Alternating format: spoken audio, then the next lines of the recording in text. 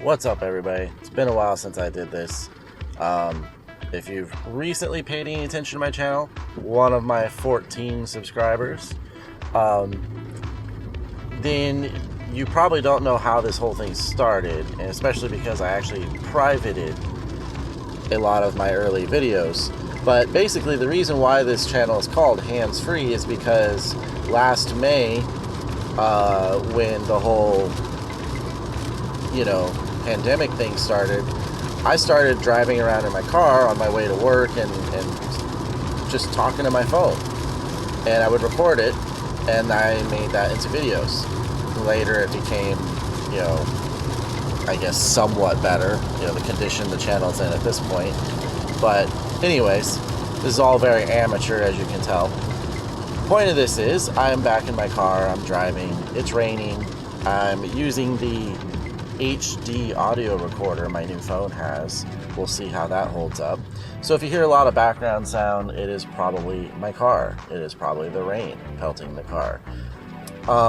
Anyways, I just wanted to ramble on about a couple things. Recently I discovered apparently like what was maybe the biggest thing on YouTube for a while before PewDiePie kind of destroyed everything when it came in like 2018, 19, and he just was headed for 100 million subscribers. Filthy Frank, kind of interesting. I had previously seen the memes that used Filthy Frank, or I guess various clips from his shows. I knew that he was Filthy Frank, but I didn't know what he was. I didn't know like what he made or what he did. So just recently I saw randomly a couple of videos from his channel, and I was like, oh, I'm gonna watch that. I think it was like Loser Reads Hater Comments or something like that. And so I watched all of those. I was like, this guy's fucking hilarious. What is this? And so I went to the channel. I'm like, I need to subscribe to Filthy Frank. His last video was 4 years ago. Like, where the hell have I been? It's crazy because I've been on YouTube forever. And there's certain parts of YouTube that I've just discovered in the last 3 to 4 years. I never previously, from like 2006 or whatever on, I didn't watch YouTubers. I didn't watch Smosh. I didn't watch all that kind of stuff back when it was big. I always thought, man, that's retarded. Why would anybody watch this crap? Basically, YouTube to me was like video game and movie trailers and music videos. That was it. I guess I was the opposite of everybody else who used YouTube, or the life cycle of YouTube at this point. Started out independent creators that made YouTube big, and then became corporate products being put on YouTube. And I guess I had like the inverse experience of YouTube. For me, back in the day, it was somewhere to find movie and video game trailers, which, not that that's all that bad. I still love movie and video game trailers, but that was all I use it for, and music videos. The other stuff, I thought, that's weird stuff. Why would anybody watch that? If you're gonna watch shows, watch TV, watch Netflix or whatever. It wasn't till about 2017, 2018, my brother introduced me to some YouTube channels. Some of it was fairly mild. I think one of them was like Normal Car Guy Reviews or something like that, and I was like, oh, that's interesting, guy talking about cars. And then it slowly but surely just kind of evolved from there. I discovered Max Mofo Pokemon, and so I was like, okay, this is really cool, and became a big fan of that. I was like, I didn't know people just sat and opened Pokemon cards and products and then made weird noises, and it was funny, And then I think my brother actually introduced me to PewDiePie, and I was like, what the hell? Like, meme review, you laugh, you lose, or what was the other one? Last week, Lawai. Like, I started watching all this stuff, Pew News and all that. I was like, this stuff is great. You're telling me some guy just started making shows and being funny, and it was awesome. Of course, now I'm not sure what he does now. He had this phase where he dropped off after he hit 100 million subs, and just started playing Minecraft, and I can't do that. That's just not a thing for me. I'm sorry if I'm not autistic enough for anybody, but anyways, so I finally hit the phase where I'm like, oh, independent creators on YouTube are the best thing ever. And of course, by the time I discovered this is exactly the time that YouTube starts trying to suppress independent YouTube creators and promote fucking Daily Show and Jimmy Fallon and, CNN and all that kind of stuff. And then, of course, you still have your music videos and all that kind of thing. But I was like, no. That's not what YouTube's for. YouTube is for this stuff, And yes, PewDiePie's huge, and he has been for years, but still, he's a guy that just makes stuff, makes his own videos. Max Mofo's kind of, sort of big, and same thing. And then now I just discovered Filthy Frank, and I'm looking at these videos, and some of the least watched videos have a couple million views. I'm like, a couple million views? Some of these have 37 million views, 50 million. I'm like, this is crazy that this existed and I never knew. I'm going back 5, 6, 7 years looking at the content. I'm like, the guy was way ahead of his time. That's the other part. He should still be making this stuff now. Now would be prime time for somebody like Filthy Frank. Now, I did get a hint from a couple of his, couple of things he has said in videos about where he is on some social things and all that. Not to judge the guy for his politics, wherever he seems to have kept it pretty private, so that's good. I respect that, whatever he believes. So maybe I wouldn't necessarily like his content now, but just, I don't know, judging by what he used to do. The cringe that exists nowadays with TikTok and social media, the cringe that exists in politics and social movements and all that, man, the guy really was ahead of his time. It's a shame that he quit when he did, but I do understand it. Anyways, it's just crazy to me, when you look back at the older days of YouTube, or even just the last, a few years ago, or stuff that still exists, content creators that still exist, but they don't get the coverage that they should. They don't get the promotion they should from this platform. And you realize, it's dying. And this was the golden era. Probably anywhere from 3 to 8 years ago was probably the golden era of YouTube. Everything I continue to find from that era, or content creators that came up in that era and are still around doing what they did before, that's the good stuff. And it's really a shame. I watched Salty Cracker, and he again, another streamer I found. I found some of these streamers like Salty Cracker. I know he's political. Some of you might think he's like an Alex Jones type. I don't care. Fact is, the guy is very successful at this point, and not only that, but he has basically left YouTube and made multiple other platforms successful in his wake. And then I found a streamer. I don't like Grand Theft Auto, never have. The dude plays Grand Theft Auto roleplay online, and he streams it, and it's freaking hilarious. And I get more entertainment value out of this kind of stuff than I do out of basically any multi-million or multi-$100 million production that comes out of Hollywood for years now. I used to love movies and certain TV shows. I can't really just sit and watch TV shows at home because I feel like I should be playing a video game. But I used to love movies.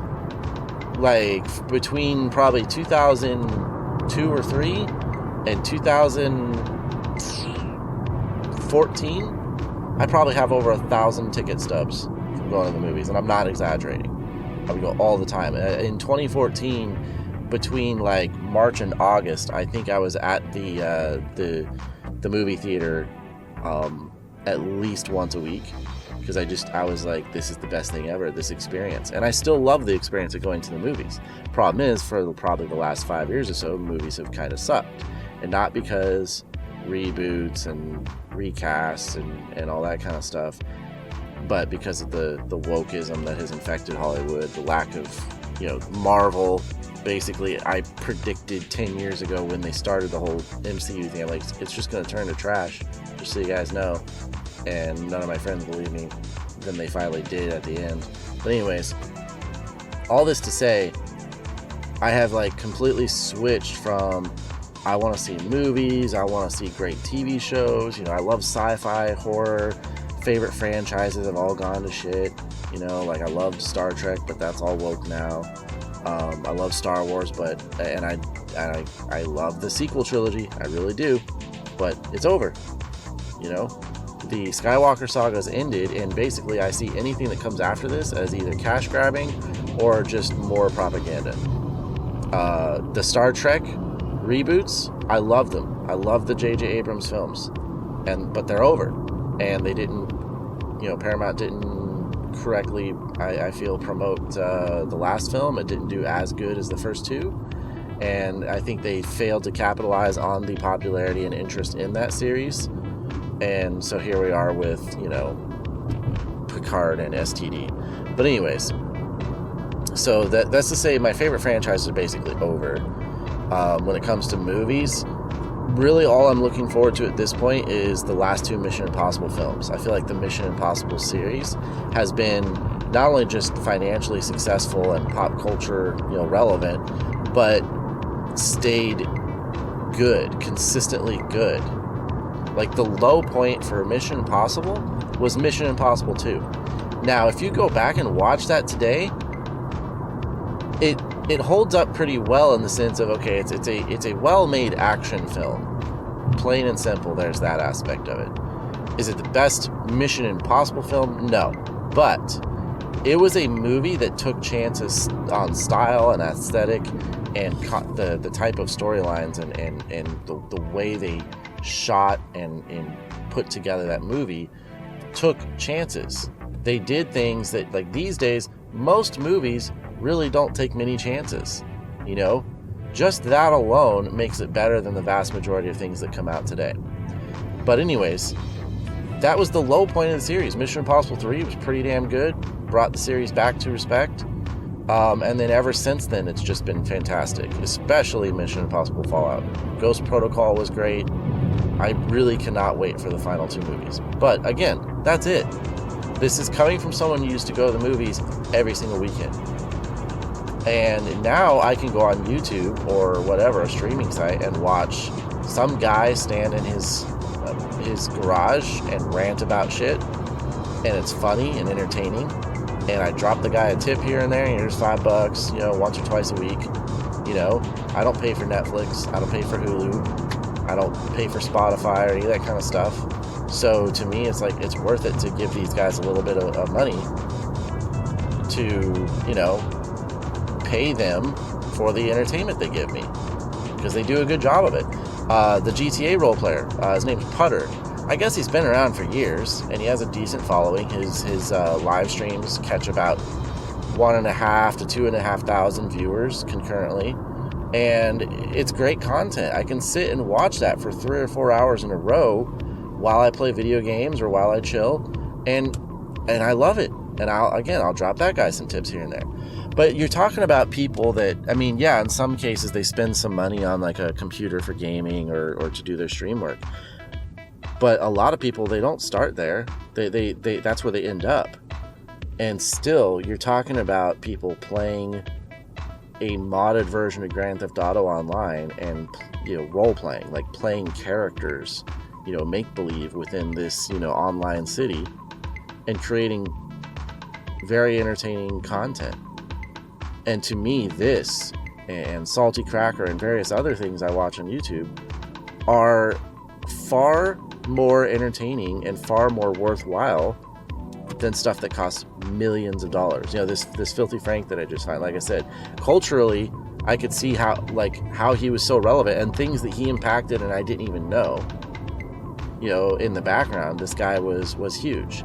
And I'm watching that stuff now. I'm going, God, this is great content, And again, I don't have to pay for it, or I pay for it with ads, the ads that come up, or if I donate money to these different things or whatever. But it's amazing to me. Really, people need to look at the type of talent that's out there, or the type of creators who are not corporately backed, who are not shilling for, some issue You know, they're not part of the propaganda. And it's really a shame, because that stuff was and has always been the backbone of YouTube. You know, even me sitting here trying to make my stupid videos where I open toys or talk about crap randomly just like this, you know, that's the kind of stuff that they need to build up. That was why it was called YouTube. You make the tube. You know, you're the one making the content. You're part of that community that is creating entertainment for everybody else in that community. And it's really not that anymore. Every single day we have to see more fucking Trevor Noah's face on there, and whoever the people from CNN are, and other entertainment conglomerates and stuff. It's really a shame. There are alternatives. Some of them have some work to do, that's for sure. But I think that sooner or later there's going to be a much bigger migration away from YouTube for people who want to create content, don't want... Even Filthy Frank, years ago, long before all the political SJW stuff was going on, even way back then, he was suppressed by YouTube. The algorithm was controlled, but he broke through. He did manage to get his millions of views and subscribers, but still, it was going on way back then, and it's far harsher now, and it's only going to get worse. So this was just my kind of rant to talk about where I think YouTube is at, and like my history with following YouTube and the trends of it and discovery. So hopefully you found this interesting. I gotta go order some food now, because this has been a hands-free experience, driving around in my car, talking to my phone.